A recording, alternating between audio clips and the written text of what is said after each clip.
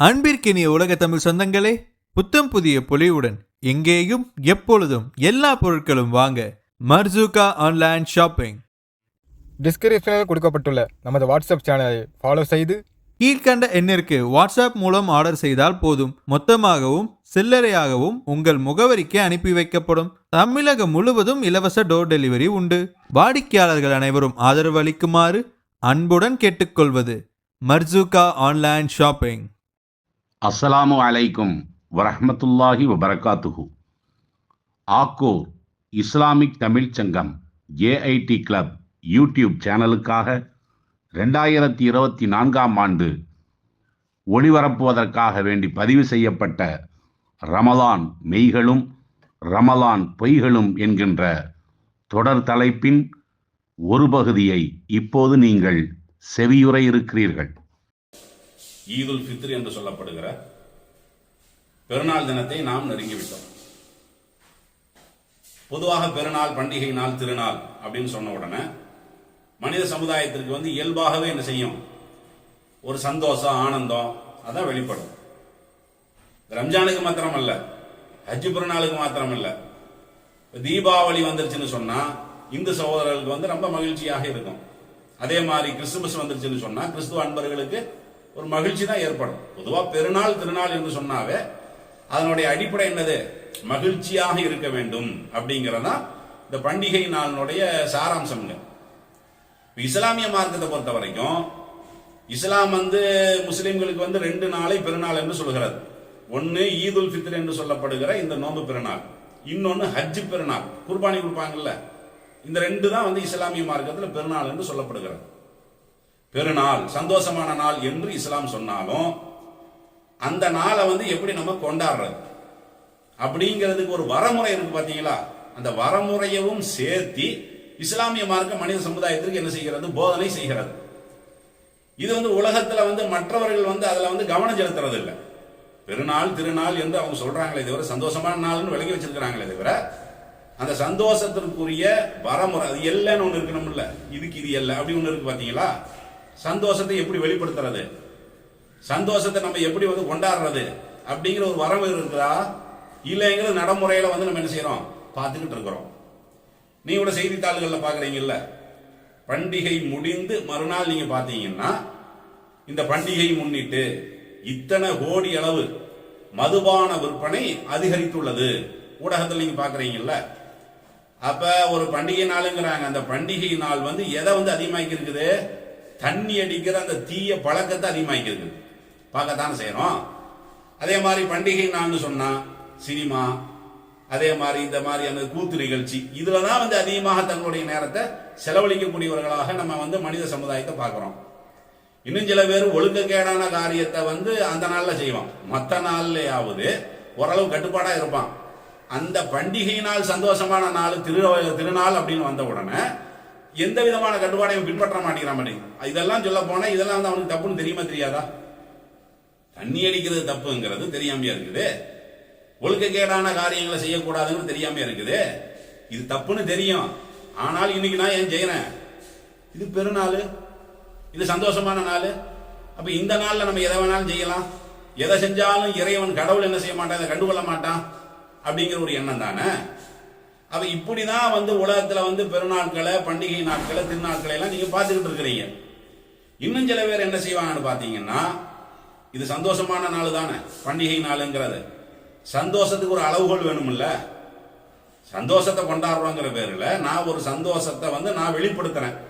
நான் வெளிப்படுத்தக்கூடிய அந்த விதம் உங்களுக்கு தொல்லை தந்துச்சுன்னா, உங்களுக்கு கஷ்டம் தந்துச்சுன்னா அதுக்கு பேர் சந்தோஷமா? இனி நம்ம பார்க்கத்தானே செய்யறோம்.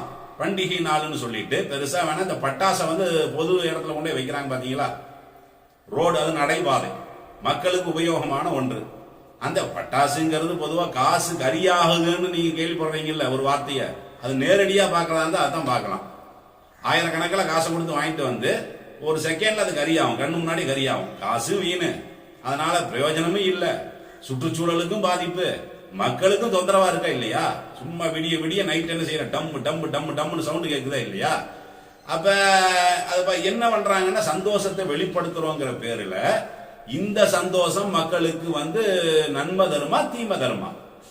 மக்கள் வந்து சலிப்பா எடுத்துக்குவாங்களா ஆனந்தமா எடுத்துக்குவாங்களா அப்படிங்கிற அந்த சிந்தனை அவங்களுக்கு இருக்கிறதா? அதே மாதிரி விடிய என்ன செய்வாங்க, ஊழ விட்டுக்கிட்டு இந்த டூ வீலர்ல சில இளைஞர்கள் எல்லாம் நம்ம பார்க்கறோம்ல, அவர் ஆனந்தத்தை வெளிப்படுத்துறாங்க. எப்படி விடிய டூ வீலர் எடுத்து பொருள் என்ன செய்வாங்க, அது ஏதோ ஒரு வாயில என்னமோ ஒன்று வித்தியாசமா வச்சுக்கிட்டு உள்ளவங்களை எல்லாம் தூங்க விடாம, அதனால எத்தனை விபத்துகள் எல்லாம் ஏற்படுகிறது. பண்டிகை நாளை முன்னிட்டு அடுத்த நாள் பார்த்தா இத்தனை விபத்து ஏற்பட்டிருக்கிறது. அப்ப இந்த பட்டாசு வெடிச்சதுனால இத்தனை குடிசை எரிஞ்சு போச்சு. இப்படி எல்லாம் நீங்க பார்க்கத்தானே செய்றீங்க. அதே மாதிரி என்ன செய்வாங்க, பண்டிகை வர்றதுக்கு ஒரு வாரத்துக்கு முன்னாடியே 4 நாளைக்கு முன்னாடியே வீதியெல்லாம் பாக்ஸை வச்சு பாட்டு சவுண்டு. பாட்டுங்கிறது அதிசயமா? இன்னைக்கு யார் வீட்டில் பாட்டு இல்லை, யாருடைய மொபைல்ல பாட்டு இல்லை, பாட்டுல ஒரு அதிசயமே இல்லை. மனிதன் விரும்பினானா அவன் அந்த நேரத்தில் போட்டு கேட்க போறான்.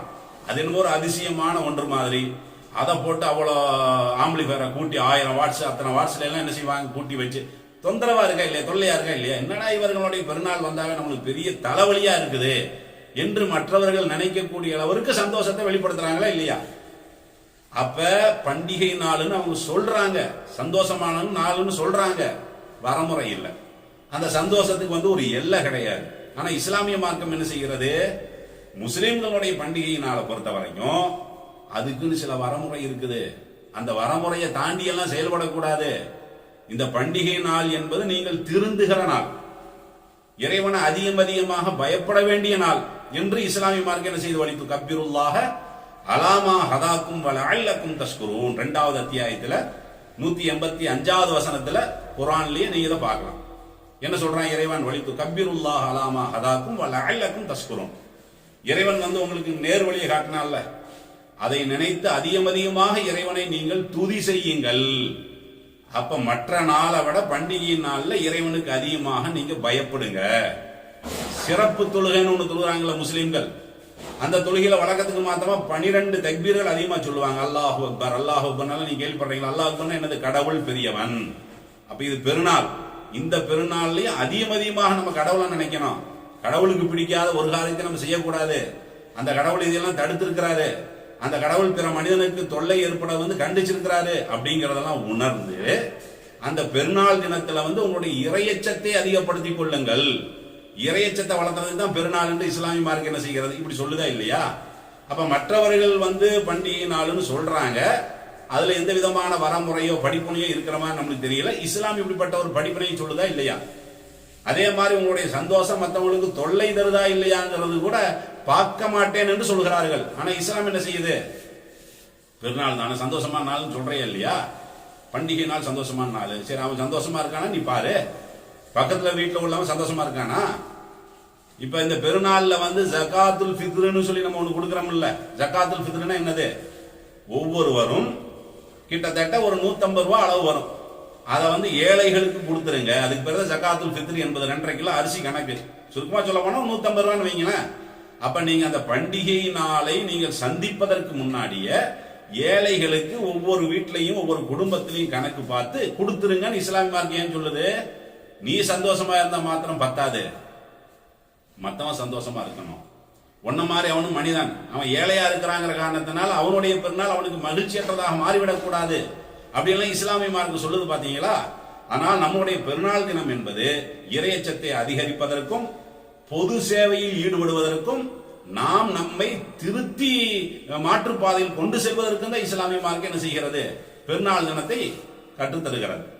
இதை வந்து ஹதீஸ்களை வல்லுநர்கள் கூட என்ன செய்யறாங்கன்னு பாத்தீங்கன்னா, முஸ்லிம்கள் வந்து தங்களுடைய பெருநாள் தினத்தை எப்படி வந்து வெளிப்படுத்தணும், இப்படி கடைபிடிக்கணும்னு சொல்லும் பொழுது மன்சூர் என்று சொல்லப்படுகிற ஒரு அறிஞர் என்ன செய்யறான்னு கேட்டா, லைசல் ஈது லிமன் குரிஃபலஹு, அதாவது இந்த யார் வந்து பாவத்தை அடுக்கடுக்காக செய்கிறானோ அவனுக்கு இந்த பெருநாள் கிடையாது. இஸ்லாமிய பண்டிகை பொறுத்த வரைக்கும் பாவத்தை அடுக்கடுக்கா செய்யறவனுக்கு இது. நீ மத்த நாள்லயே பாவம் செய்யக்கூடாதுன்னு இஸ்லாம் சொல்லும் போது நீ பெருநாள் தினத்துல வந்து கூடுதலான பாவத்தை நீ செஞ்சேன்னு சொன்னா, அப்ப பாவத்தில் மூழ்குபவனுக்கெல்லாம் இந்த பெருநாள் என்பது கிடையாது.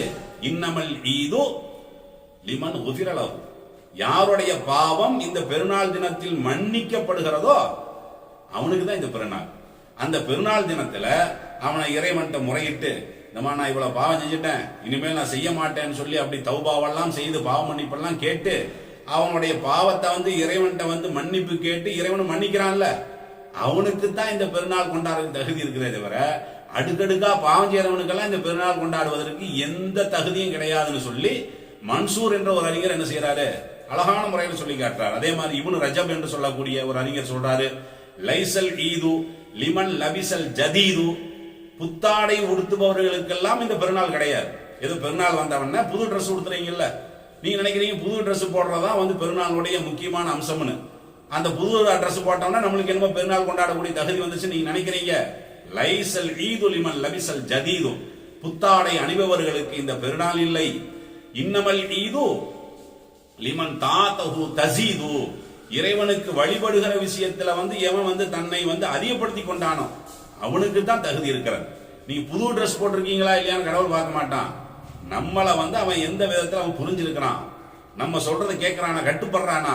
நான் இதை செய்ய வேணாம்னு சொன்னல, இது மனித தன்மைக்கு விரோதமானதுன்னு சொன்னல, பாவமானதுன்னு சொன்ன, அதெல்லாம் செய்யறானா இல்லையா, இல்ல திருந்திக்கிட்டானா அப்படின்னு சொல்லி இறைவனே பார்ப்பதாக நபிகள் நாயகம் ஸல்லல்லாஹு அலைஹி வஸல்லம் போதனை பண்ணியிருக்கிறாங்க. இருந்தாலும் அறிஞர்கள் என்ன செய்யறாங்க, முஸ்லிம்கள் எப்படி தங்களுடைய பெருநாளை அதே மாதிரி சொல்றாங்க. லைசல் ஈது லிமன் தஜம்முலு பில் லிபாசி வர் ருகூப், பெருநாள் தினத்துல உங்களுடைய ஆடை அலங்காரம் செய்யறது, வாகனத்தை அலங்காரம் செய்யறது. இன்னைக்கு பண்டிகை நாள், நல்லா பெயிண்டிங் அடிச்சிருவோம், வீட்டுக்கு பெயிண்ட் எல்லாம் அடிக்கணும் பாத்தீங்களா.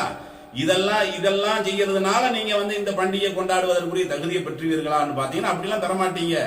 இன்னமல் ஈது லிமன் குஃபிர லஹு, யாருடைய பாவம் மன்னிக்கப்படுகிறதோ அவங்களுக்கு தான் இந்த பெருநாளை கொண்டாடுவதற்கு முழு தகுதி இருக்கிறது என்றெல்லாம் ஹதீஸ்களை அறிஞர்களும் சொல்லியிருக்கிற காரணத்தினால் நாம் கொண்டாடுகிற இந்த பெருநாள் இருக்கு பாத்தீங்களா, இது நம்மை திருத்துகிற நாளாக, நாம் கடந்த காலங்களில் செய்த பாவங்களை நினைத்து வருந்துகிற நாளாக, பிற மக்களுக்கு சேவை செய்யக்கூடிய ஒரு நாளாக, பொது சேவை செய்யக்கூடிய ஒரு நாளாக, அனைவருக்கும் சந்தோஷத்தை ஏற்படுத்துகிற ஒரு நாளாக நம்ம எப்ப மாத்திரமோ அப்பதான் நம்ம மறுமை நாள் என்ன செய்ய முடியும், வெற்றி அடைய முடியும்.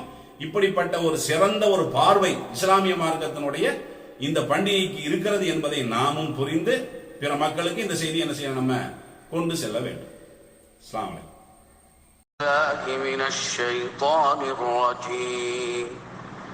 பிஸ்மில்லாஹிர் ரஹ்மானிர் ரஹீம். அல்ஹம்துலில்லாஹி ரப்பில் ஆலமீன். الرحمن الرحيم مالك يوم الدين. إياك نعبد وإياك نستعين.